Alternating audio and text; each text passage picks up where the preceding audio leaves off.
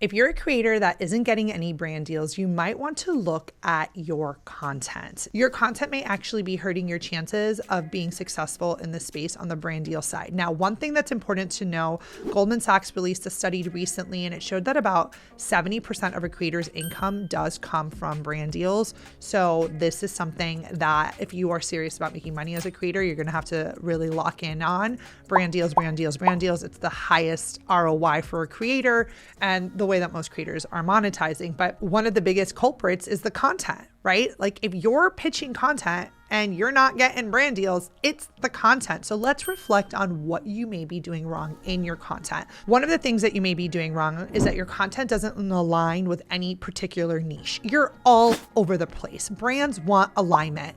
They want to be able to see themselves in the story very simply and quickly. Now, alignment doesn't mean the niche needs to match that of the brand. I'll give you an example. I'm working with a yoga creator. She does health and wellness, and she also suffers from seasonal allergies. And it's something that she's very vocal on in her stories and in her content. So she can pitch a allergy company or healthcare brand. It doesn't mean that she only has to pitch healthcare and wellness, but there is an integration. Alignment doesn't mean that you only have to pitch brands within your niche. Okay. But if your content is all over the place, like if this yoga gal posted like yoga recipes, picking up her kids after school, like just all over the place, the brand doesn't see that storyline of how they fit into the content naturally. They need to be able to see very quickly that their brand or product or service can naturally fit into your content. And if it doesn't, you're probably not going to get a yes on that specific partnership. Another thing that you may be doing without even realizing it is that your content is beautiful, it's aesthetic, but you don't even talk about partnerships or brands or products. So like, while it's so gorgeous and aesthetic, the brand is like, but you've never even talked to your audience about like things that you use or your recommendations.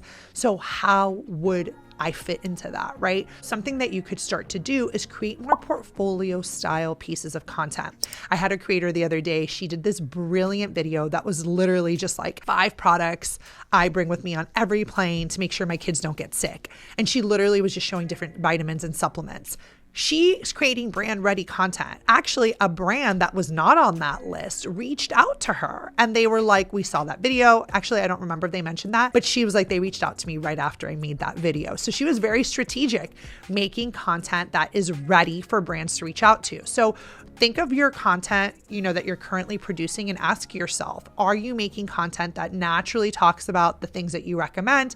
And if not, you may need to fix that so that the brand can see themselves in it. Also, does your content have a strong call to action mindset? So I'll give you an example. That girl that I was talking about, she does a lot of ManyChat automations. She has her audience constantly engaging in her content. Comment this if you want this, comment that if you want that. These people are hungry. She's almost like trained them to really be active, and all her content has a call to action to it.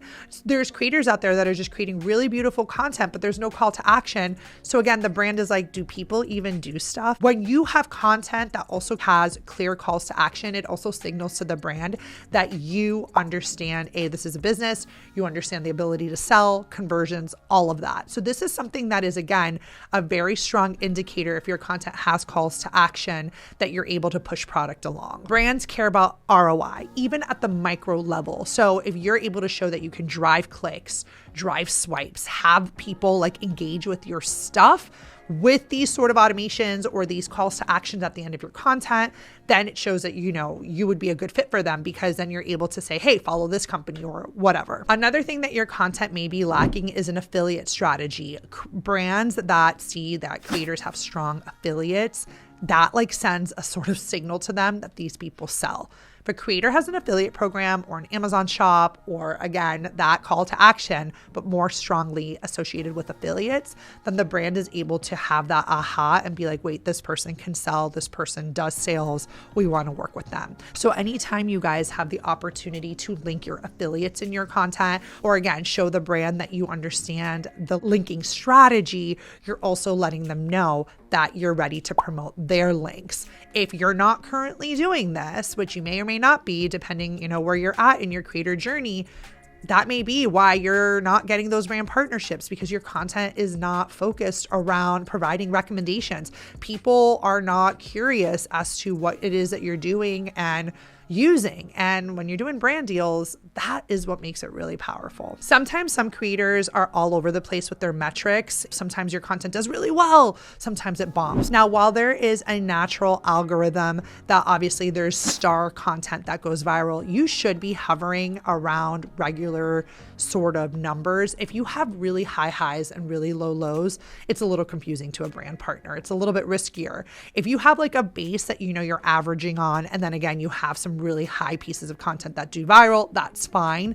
But I think brands want to be able to have an estimate of what the average views would be. But if like one video is 3,000 and the other is like 100,000, and it's such a stark jump in every video, it kind of leaves the brand a little bit confused. So if you understand what type of content does well on your channel, do more of that, because you want to kind of get your views to have some sort of average number. Now, they're never going to be the same. They're never going to all be in the same number. Of course not. But you just are trying to avoid the spikes. Obviously, if there's high viral videos, that's one thing, but you want the brand to be able to have a quick look at your content, be like, oh, she averages this amount of views. The reason I say views is because a lot of us on the brand side, we're doing our rate calculations and our math using views as one of the parameters. So that is an important metric. Now, if you are a creator that wants to learn about your rates, how to put your rates together, and how to kind of put those offers together, I'm happy to work with you guys on this. I do this all the time. They're my rate calculation sessions. So I will include a link below to our success manager, and she'll let you know how you can work with me and how I can support you in putting your fees together and your rates together when you're negotiating with a brand partner. Now, maybe your content's amazing. Maybe everything is ready to go, but like your bio is just doesn't have the email, or it's difficult to reach you. People give up, like they move on.